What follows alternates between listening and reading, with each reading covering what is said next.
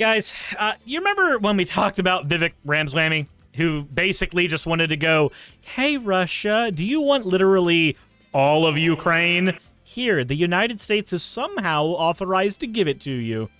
That's that guy.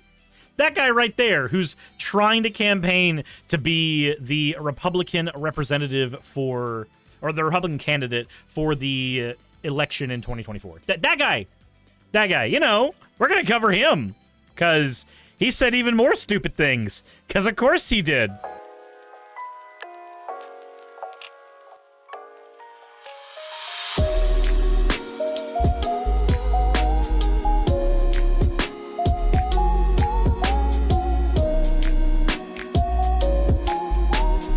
But first, let's get into the fan art section.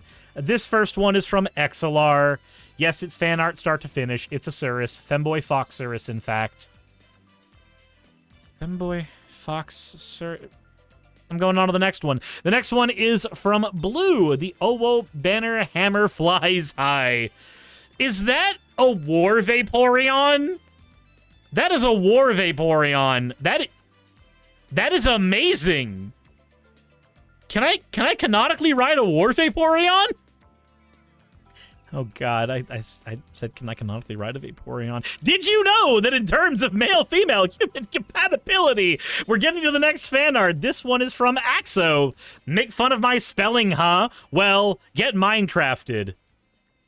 Axo, you know Google's an option, right? You've had the ability to Google any word that you've been confused about the spelling on this entire time. As always, everybody, thank you all for your fan art submissions. If you want your fan art to be shown in a future video, the best way to do so is to drop it into the fan art section of the Discord. With that said, though, if you haven't tried subscribing yet, you should do that. Also, we're sponsored by HelloFresh. There's a thing in the description. None of you go outside. It's okay. Just get food delivered to your doorstep. There's stuff in the description for that. Just go there. Support the show. Get food. I know you're hungry. All of you are hungry. And none of you know how to cook either. They have instructions for that, though. Anyway, let's get into the topic at hand. Vivek Ramaswamy says he'll deport children of undocumented immigrants that have been born in the United States.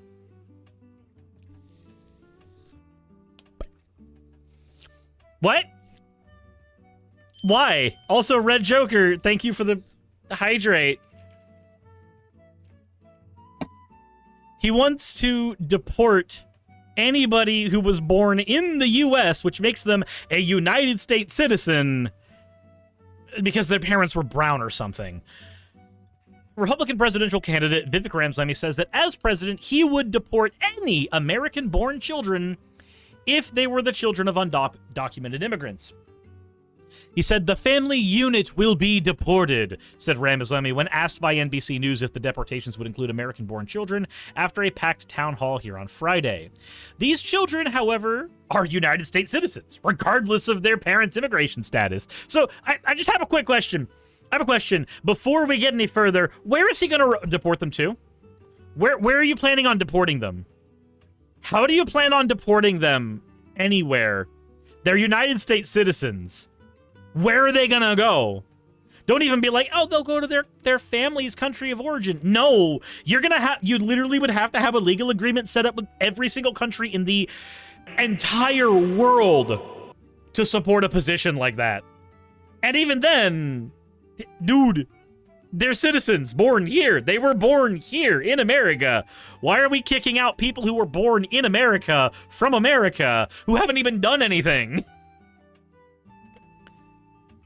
Like, it's one thing to say, oh, well, it's okay to deport them with the parents, because if you're going to deport the parents, you may as well deport their kids with them because the parents deserve to have their kids, as opposed to, you know, forcibly separating kids from parents at the border.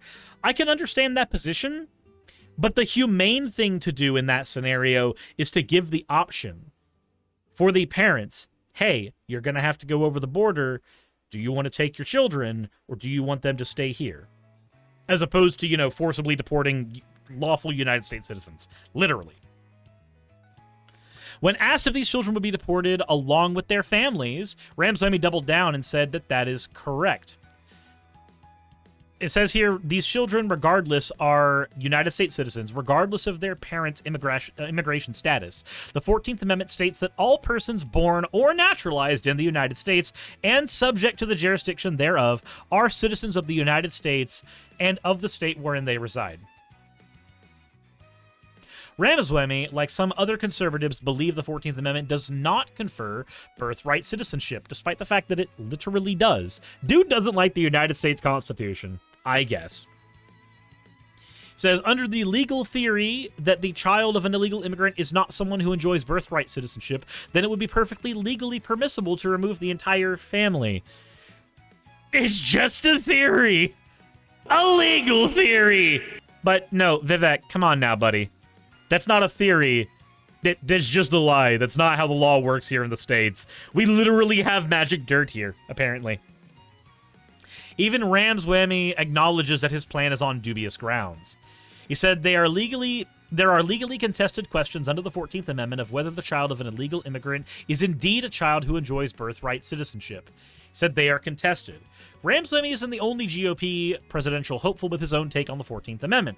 In a border policy announcement in June, Florida Governor Ron DeSantis' campaign insinuated that birthright citizenship isn't necessarily a given for the children of undocumented immigrants, calling it inconsistent with the original understanding of the 14th Amendment.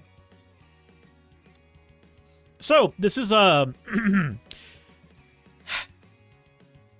All right, guys.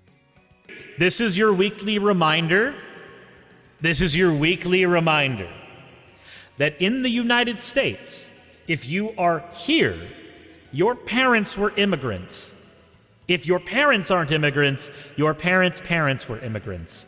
At some point, you will track and you will find an immigrant in your family lineage. At some point, you will find it. Most of the time, if you live in America, somewhere in your lineage is an immigration to America. Just letting you all know that. There are a few people here who are native, who cannot track immigration in America. But for the most part, in the States, most everybody who's a citizen here is in fact part of a lineage of immigrants. And I'm just throwing it out there. Throwing it out there, right? Why do we hate immigrants in the United States? Why is that a thing we don't like? Like, economically, immigration does nothing but serve and benefit us. It always has. We have FBI stats on this shit. But, okay. We're a nation built by immigrants. We rely on immigrants. Our entire national history is only of the last few hundred years, and it's us immigrating here and then beating the fuck out of the British so that we can stay here. That's our United States history in a nutshell. That's how it's taught. Former President Donald Trump also promised to end birthright citizenship for children of undocumented immigrants if reelected. This is Ramaswamy's latest hardline stance on immigration. The 38-year-old up-and-coming Republican frequently touts his policy of sending U.S. military to the southern and northern borders, and stated a willingness to use drug strikes on Mexican drug cartels. My guy, I'm just going to let you know right now, do you want to end the Mexican drug cartels here in America? Do you want to know how you end them? I'm dead serious. I have a very, very quick solution. It's awkward, but it works. The drug cartels only make a lot of money in America because what they're selling is illegal. The price of most illegal drugs is dictated by the difficulty of shipping it through the United States and the danger of shipping it through the United States. If we instead decriminalized all drugs and looked at drug addiction not as a matter of criminality to be punished, but as a matter of something that needs therapy and rehabilitation, then the drug cartels don't have something to sell anymore. They don't have a product anymore. Because the product they're selling is not necessarily the drugs.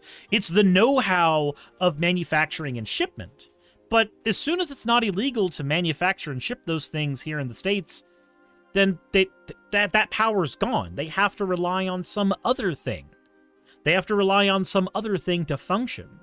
But most people here in the States, most politicians, I'm just going to say this right now, they're not just getting paid by lobbies. I'm going to put on my tinfoil hat and say that there are fronts for drug cartels that are also paying politicians and have an active role in making sure that certain drugs stay illegal in the United States. Because if those drugs are illegal, they have a product to sell. Maybe I'm wrong. Maybe that's a giant tinfoil hat conspiracy theory. But as far as I'm concerned, most of these places don't have their markets if they cannot sell the protections of the cartel for shipping and distribution. Even the war on drugs in America, as we understand it, was literally started because of racism. I'm not even kidding. For those of you who don't know, the war on drugs that Nixon helped start and Reagan ended up cementing in his presidency, the war on drugs was done so that they could attach pot to hippies, crack to black people. Like, they wanted to make sure that there was an association between drugs and different groups the government didn't like. And with those associations, they could then, instead of criminalizing those groups or those races, well, they could criminalize the drugs that they most associated with those people and then crack down on them anyway. We did similar things when the United States literally created the Bloods and the Crips. The U.S. is screwed up. Most things when it comes to drugs and gang violence, that shit we did, that shit we started, it's stuff our government can fix on their own and don't because it's more profitable to not do that. But I digress. Maybe I just want to live in a world where kids aren't deported and the parents aren't deported for no good reason other than you didn't come here the right way, boy. Maybe we just should live in a world where we treat people better and we don't criminalize things for no good reason at all. Hell, people, just another just random take before I'm done with this video. You shouldn't need a prescription for HRT. Straight up, you should not need a prescription for HRT.